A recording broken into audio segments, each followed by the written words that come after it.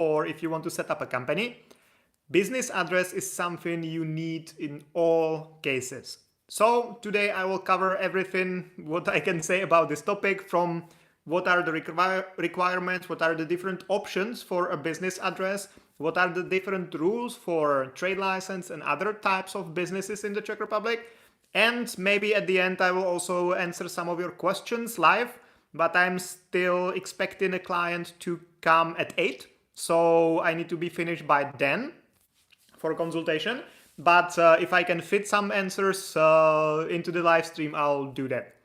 So guys, thank you very much for joining, and let's dive into the topic. So there are different approaches to the business address if you're setting up a trade license and if you're starting a business. So I will start with the trade license because that's the most common scenario. Most people go for the trade license because in most cases that makes most sense. So I'll start with that and the different versions of the business address, and then I will touch the topic of companies as well. So if you want to start or set up a trade license, one of the documents you need is to have a place to run the business from. Officially, it's there for like authorities and angry clients to be able to find you somewhere.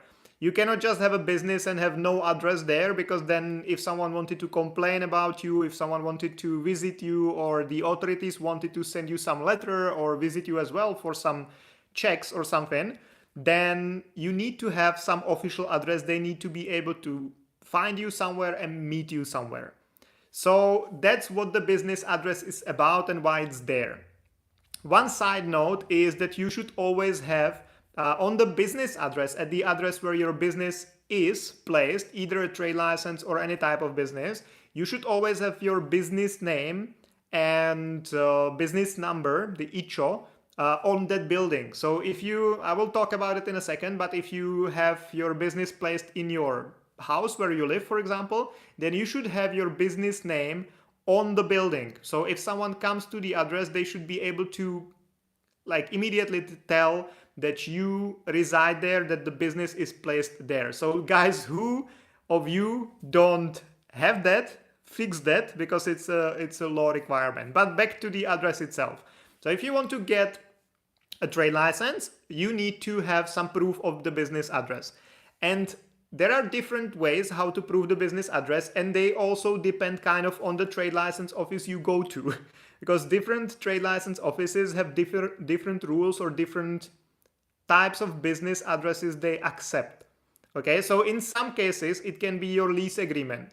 If your lease agreement doesn't specifically say that you can use the address only for living and not for your business, then in most cases you can use it also for your business address for the trade license. So that's the easiest way. If you have a lease agreement and the lease agreement doesn't ban you from using it, then you can use it.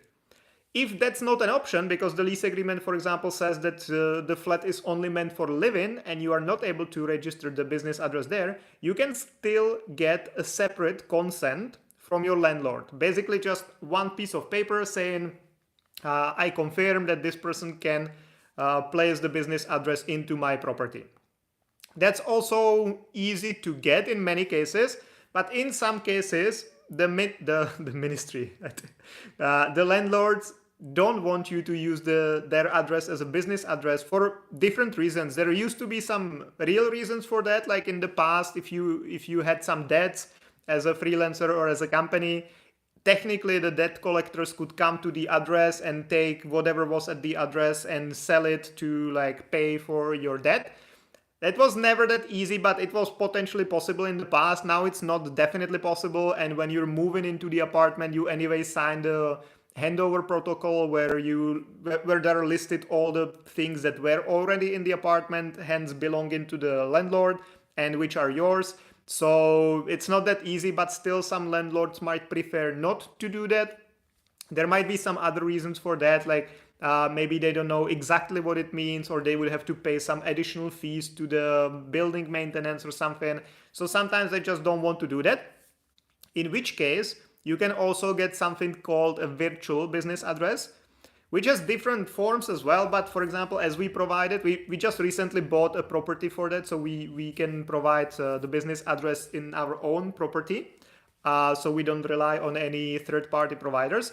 But for us, for example, it works the way that we will put your name on the building. So if someone comes to or actually this is a reception of the building. So if someone comes to look for you, or if some mail comes, it will be delivered, and the reception will deal with that. You also have a mailbox with your name or the business name in the building. So if you receive any letters, we would let you know, tell you, hey, how you received this letter. Either go pick it up to the post office if it's something you need to sign for, or you can come pick it up to our office if we were given the letter, because it's not something you have to specifically sign for. So this is generally how it works. With the virtual business address, there is also a possibility to like rent a space and like meet the authorities if necessary. But that's not the actual like purpose of the virtual business address. Like if you want, you can rent an additional space from time to time. That's possible, but that's not the whole point of that. The whole point is that you cannot have your address in the place where you live, or you don't want to do that, because also the trade license is visible online. Everyone can see that. Everyone can see your full name, date of birth, and the address which you registered as your business address. So if it's your home address, everyone knows, basically anyone in the world can see where you live and what's your address. So some people also prefer not to have their physical address where they live connected to their trade license, so people don't know where they actually live. So different people use the virtual address for different reasons, but the whole point is to have a business address, or to have an address where you can receive any official correspondence, or where someone will find you in case they look for your business. That's one thing. Always, like, kind of generally speaking, whoever signs the consent with the business address, because if you do the virtual one, you will also get a contest. Come on, guys, what's going on with me today? You will need a consent of the owner of the property, and it needs to be signed by them. It doesn't have to be notarized signature, but it needs to be signed by majority of owners. So if there are, say, 3 owners, then 2 of them need to sign. If it's a married couple, like owning your apartment, for example, then both of them would need to sign, because none of them has the majority of the ownership. So both of them would need to sign. So it works the same way for the lease agreement. If you wanted to use the lease agreement, and the trade license office where you go to set up your trade license accepts lease agreements as a proof of business address, then it would need to be signed by both of the owners, or if there were more owners of the property, all of them would need to sign. But the signature doesn't need to be notarized. So I think that's everything I wanted to say about the business address related to self-employment, to the trade license. And it works similarly for companies. Companies might have different reasons also for using a virtual business address, and actually freelancers might as well, because it's also about the probability of being checked. For example, in case you live somewhere outside of Prague, in some smaller villages, smaller towns, there is higher probability that someone will come check your business. I mean tax office or social security, healthcare, all that. So to avoid that, some companies prefer having a business seat, for example, in Prague 1 or somewhere where the checks are way less regular, because there are so many businesses registered in that part of Prague. So they don't have they cannot check it that often. They don't have the capacity to deal with that. So that's another option. For companies, it's also often a prestige thing. Because, for example, they have their warehouses or offices or whatever in Prague, 17 in Řepy, but they want to look like bigger or more prestigious or whatever. So they place their business address in Prague 1, for example. Then they rent a virtual office in Prague 1, because then if anyone looks up their business online, they will see that they have registered address in Prague 1, and it might look better. It might seem like they have more money to afford offices in Prague 1, and not like some office in Prague 17. So there might be different reasons to use the virtual address. Yeah, but for companies, basically it works in a similar way. So always needs to be signed by majority of owners. You need to have some consent. I don't think that for, like, if you rent an office under the company's name, you might be able to use that as the proof of your business address as well. But I'm actually not sure, and I would not really believe that if you wanted to register a company in a flat which you rented as a private person, that the court would actually accept that. So in most cases, what we've done with companies is like a signed consent by the owner. But the major difference here is that if you're setting up a company, like SRO company, AS company, then the signature of the landlord or landlords must be notarized. So they need to go to a post office or to a notary and notarize the signature. That was it. That was it, guys. If you have any questions, please comment. There are 2 questions now, so I'll answer them. I have still 29 minutes to the last appointment of the day, so I have some time to answer.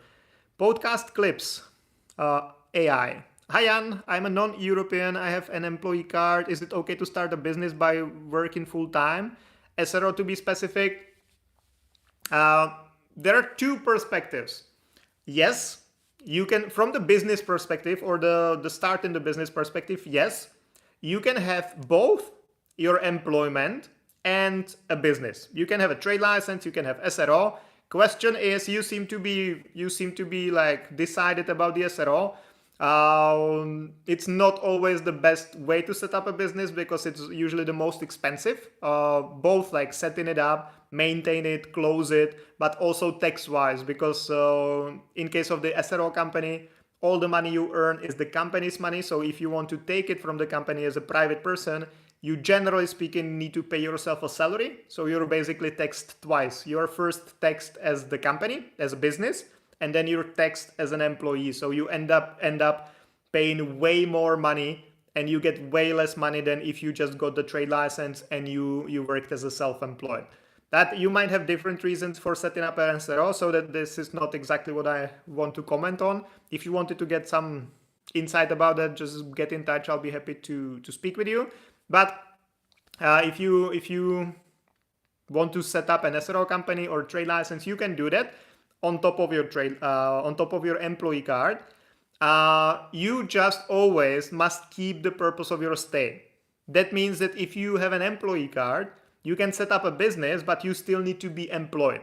Because if you are not employed, at some point the employee card will be cancelled. If you have a standard employee card, it will be after 60 days of unemployment. If you have the non-dual, it might take longer, but your purpose of stay under the employee card is employment. So if you don't have employment, you only do your own business, then it will not maintain the employee card. You also cannot get an employee card based on employment in your own company. So if you set up a company and you want to employ yourself and transfer the employee card to your own company, that's not possible. It used to be, but it's not anymore. If you're a director shareholder of the company, you cannot get an employee card in your own company. Yeah, one more thing related to that is that you can potentially change the purpose of your stay from employment to business, but you can only do it after 5 years of living in the Czech Republic. Actually, before the live stream, I had a consultation with a dancer who's been here under a student residence permit, and he wanted to switch to the business residence permit to like freelance as a dancer. But unfortunately, that's not possible because you can only do it after 5 years of living here. And if you've been living here for 5 years, then I would definitely recommend going for the permanent residency instead of the business residence permit, because it gives you way more benefits and it's way easier to get than the business residence permit. Podcast clips AI. I want to start e-commerce brand, so can I get a trade license? Yeah, I would definitely start with a trade license. If it's just you starting like a freelancing type of business, then definitely the trade license is the best to start with, because it's easy to get, easy to close, all the money you get through the trade license is yours. Of course, you might need to pay some taxes or social security or healthcare depending on your income, but it's generally way cheaper than SRO, way easier to deal with. Pause it, cancel it. It's all easier because the trade license is basically just goes through the trade license office, but SRO company needs to go through a notary and through the courts. And if you want to cancel it, it's like a kind of a long-term process for many months, and you need to fulfill plenty of conditions. So it's if it's just you starting your own business, I would definitely go for the trade license instead of for the company. Generally, the main advantage of the company is that you can have some investors and you can have more shareholders and more directors. So if you and your wife, for example, or I don't know if you're a man or not, sorry, that if you you are two of you and you want to set up a business together and own it together and have shares together, all that, then the SRO is the way to do it, because that's the way where you can split the shares. You cannot do it under the trade license because it's directly attached to you as a person. But other than that, I would say the trade license is the easiest way to start. If the business grows and you see that you want to switch to the SRO, you can do it anytime later. Rishi Dev, where are you from? What you teaching? I'm from the Czech Republic, and I don't teach anything. I own a company or co-own a company called Move to Prague Relocation Services, which is an immigration and relocation agency, and your first friend in Prague. Inspire Pools. Hi Jan, good evening. I'm from Uzbekistan. I do have permanent residency but have full-time employment. Can I get a loan to buy a car in Czech? My bank refused, but I think there must be some way. Thank you. Inspire Pools, get in touch and I will connect you to the guy who does all the loans and mortgages for us, and he will be able to find some solution. Because if you have a permanent residency, you don't have a permanent residency. Okay, you don't have, but if you have a long-term residence permit, if you don't have just a visa, but you have a long-term residence permit, and especially if you're employed, there is definitely a way to get a loan. So get in touch and I'll be happy to connect you with the guy, and he'll be able to help you, I'm pretty sure. So Arvin Perry, on a residence permit, can we become freelancer and work in different European countries? Also, I've tried to contact you regarding family reunification. I need help.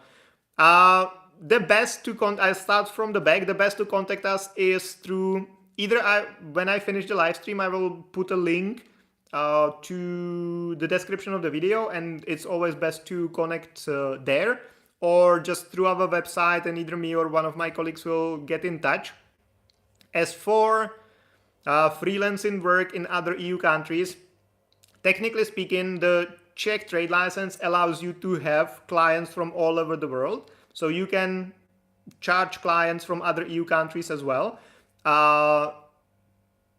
Question is, if the clients are private people, then you're completely fine. If the clients were companies who are also VAT payers in their country, so let's say it's a Dutch company and they are VAT payers in Holland or the Netherlands, then you would also need to get registered for something called VAT Lite, or so-called, or as well identified person. And you would need to deal with VAT, which becomes a bit complicated, but it's definitely possible. As for traveling to other countries to actually deliver the service, that would kind of depend on the local rules. If you can go and deliver the service, work there, if you don't have a local permit. Generally speaking, you can go to other EU countries or Schengen countries for up to 90 days in the last 180. So technically you can spend 90 days in the last 180 in some other EU countries or Schengen countries and work there, but it also depends on the local rules. Nazim, have there any cost to get a Czech Republic work permit from Bangladesh? If you're from Bangladesh, I would recommend choosing a different country to move to, because Czech Republic has quotas. You need to, if you're from Bangladesh, you need to apply for any type of visa or residence permit in New Delhi. And in New Delhi, in India, and there are quotas for how many people can apply a year. And the quota is generally pretty low. So you might end up waiting, even if you manage to get a real job and it's not a scam, which there are, by the way, a lot of scams. So be very careful if you try to get some work permit or work contract or whatever from someone. There are plenty of scammers, so be careful. But even if you manage to get a real job offer and everything, you will probably wait like 1.5 years, 2 years to even get a chance to apply. So like 2 years later, you've paid like 2,000 euros now, and 2 years later, you're still in Bangladesh and waiting for your appointment at the Czech embassy. So I would honestly speaking recommend a different country to move to. If you want to try, then of course go ahead. Maybe the quotas will change at some point and they will increase, will be easier. But be careful about scammers, because there are plenty of them. They will tell you, yeah, we get you seasonal visa for 6 months and you come easily to the Czech Republic. You can then switch it to something else, which is not true. Also, getting the visa is not that easy. And especially if they tell you that they don't help with the appointment, then I would definitely recommend not going for that, not paying anything, because if they cannot get you an appointment, you will hardly ever apply. So Arvin Perry, how hard is it getting family reunification permit? My fiance has moved there over a year ago. Now I'm still working and living in UK and want to come to Czech. Well, it depends what you mean exactly, because if you mean family reunification, then you would need to be like meaning that both of you are non-EU citizens, then you would need to be married. You cannot get the family reunification if you're not married. If it's just your fiance, then you cannot get the family reunification. If your fiance is an EU citizen living in Prague, then you would not be applying for a family reunification, but for a partnership visa. And that's possible, but it depends on how long have you been together, how much you can prove your relationship, all that. So would be better to discuss. CZ player, hello, you speak in Czech? Ano, mluvím česky, mám české občanství, takže docela česky umím. Nazim, which country is best? Okay, you deleted that. Okay, and she originally from Czech. She basically moved back home. Okay. Yeah, so that would be the partnership visa, and then it depends on the relationship. How long have you been together? How much you can prove. So yeah, well, if you got in touch already, we'll get in touch back and we can set up something. CZ player, hello, are you speaking Czech or any other? Because I'm from Czech. Yeah, I already answered that. Umím česky, mluvím česky, tak děkuji, že jsi dorazil. Mám se dobře, mám se výborně. Jsem v kanceláři teďka, ještě čekám na klienta v 8, dělám do toho live stream, všechno dobrý. Co ty? Okay guys, so if you don't have any questions, I will finish the live stream and I will see you again Monday, Thursday, until the end of the world. Bye bye.